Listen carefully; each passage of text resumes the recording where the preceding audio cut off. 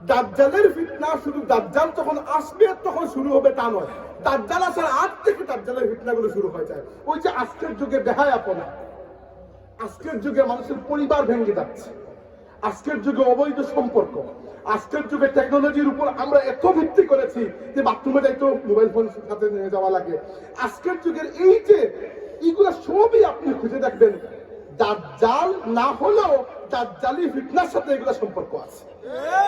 তাই আমি আপনাদেরকে শুরুতেই বলছি, আমার কথা নয়, আপনার নবীর কথা হচ্ছে প্রত্যেক জুমার দিন সূরা কাহাফ তিলাওয়াত করতে।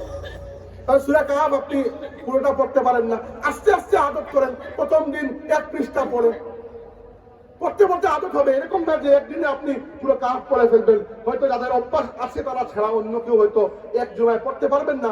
আপনি এক জুমা বারে করুন 10 আয়াত, পরের জুমা বারে আরো 10 আয়াত, এভাবে করে করে অভ্যাস করুন বা যেভাবেই করুন করুন। কারণ কি, আল্লাহর নবী সাল্লাল্লাহু আলাইহি ওয়াসাল্লামের অসংখ্য হাদিস রয়েছে, একটা নয় অসংখ্য হাদিস, যে ব্যক্তি জুমার দিন সূরা কাহাফ তিলাওয়াত করে আল্লাহ পাক পরবর্তী জুমা পর্যন্ত তার জন্য একটা নূরের ব্যবস্থা করে।